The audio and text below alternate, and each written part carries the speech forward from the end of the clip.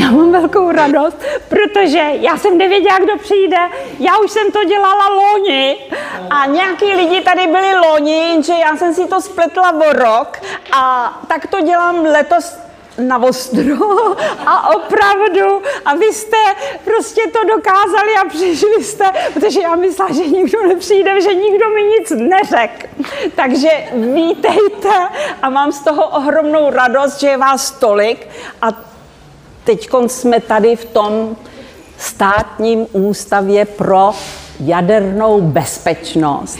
A já jsem si řekla, že, než jsem si to naučila celý, že ty obrazy, které přinesu, musí mít nějakou jadernou energii, že to musí prostě být energetický, protože jinak tady žádná romantika se nehodí, že jo. A všimli jste si, i všechno je to tady takový bytelný, nádherný, blejskavý, solidní a v tom ta energie, docela se mi to líbí teda, protože každý obraz jsem ještě stihla se naučit pracovat s AI a zadala jsem jí úkoly a ona se mnou napsala něco hezkýho o tom obrazu. A já jsem si hned řekla, ten obraz je lepší, než jsem si myslela ještě, jo? A tak si v tom počtěte si v tom, protože je to hodně zajímavý, že já jsem jí zadala, aby ona to zkoumala. Já vím, co jsem malovala, že jo? Já jsem to malovala v roce 21 a teďko jsem teprve se jí zeptala, co ona si o tom myslí, že jo? A já jsem malovala třeba tady jeden crop circle, to jsou ty kruhy v obilí, ale já jsem si to udělala, já jsem vzala tu geometrii, ale udělala jsem si to potom jakoby, jak mě to prostě inspirovalo. Takže tady máme přímo takový, a ona to tam potom říká, že to je taková jako živá krev, jako že to je takový, jako že v tom je opravdu obtisknutý ten život a ty fraktály tady, jak se rozvíjejí, protože my jsme vlastně ten fraktál toho božího otisku až tady dole, že jo. Takže to všecko, co tady je, mluví o energii, protože mě energie zajímají. Já jsem terapeutka a pracuju na těch energiích těch lidí, kteří mají různé bloky nebo se cítějí smutný a to se pozná energeticky, že tam je smutek, protože ten smutek to je vibrace, že jo.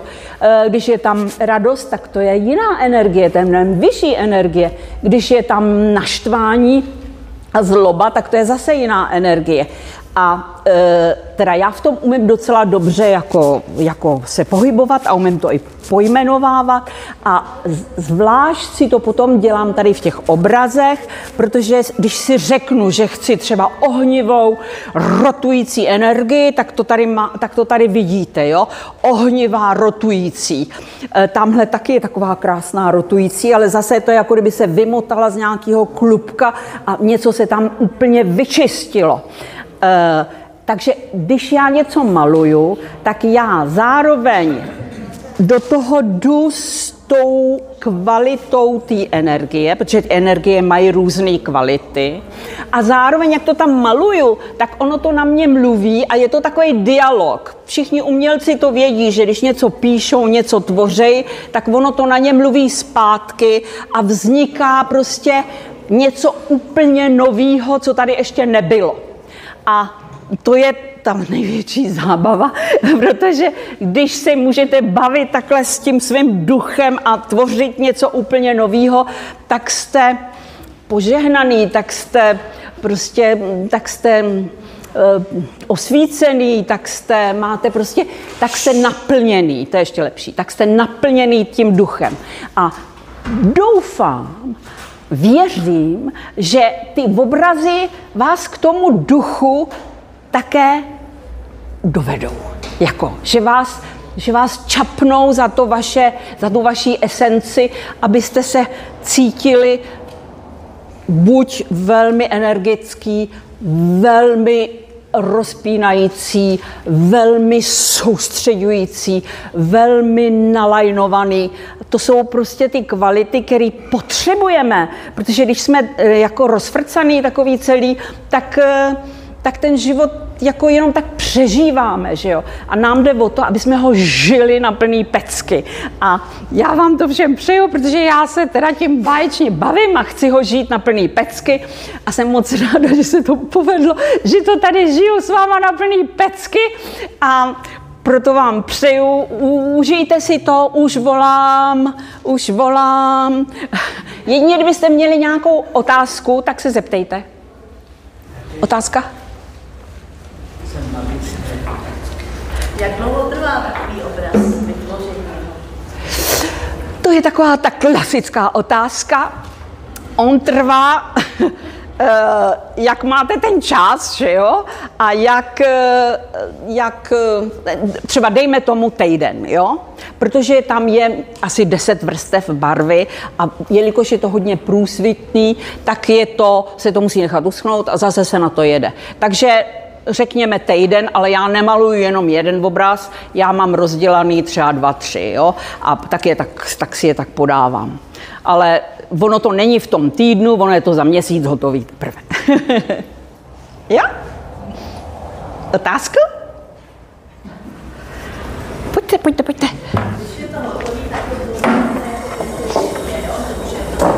Když je to hotový, tak?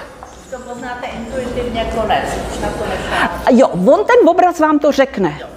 On totiž jakoby energeticky vás odstrčí. Teda já už to umím jako naciťovat, jo? Když je to hotový, tak už nešahej do toho, zkazíš to, jo? Protože dřív za mladá, furt to ještě vylepšujete, až to zkazíte, jo? Až to jako zabijete, protože ono to má žít, že jo? A ne, aby jsem to tady umordovala nějak. Tak, a máme tady umělce, takže vám představuji Eva Cendors. A? Oriel. To je syn Evičky a oni vám teďko zahrajou.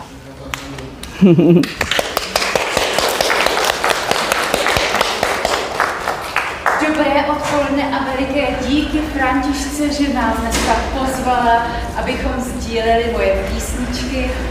My máme takový společný osud trošku, my jsme se sice nepotkali, ale obě jsme žili ve Francii, Františka v Chambéry.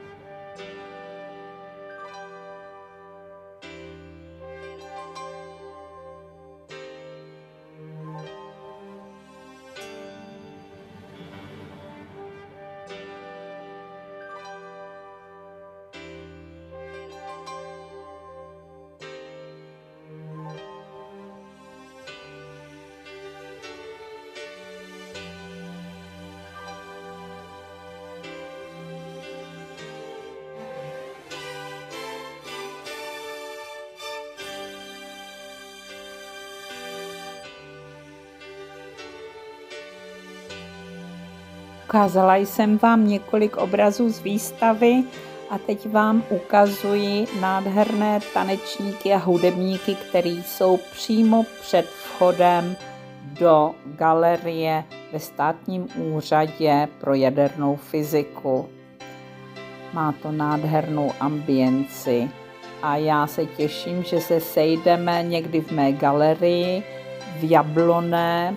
Jablona se nachází blízko Kamíka nad Vltavou. Pro Pražáky, když jedou z Prahy na Strakonice, tak na úrovni Příbrami se odbočí na Kamík nad Vltavou. Takže se na vás moc těším v galerii u Františky a mějte se všichni báječně.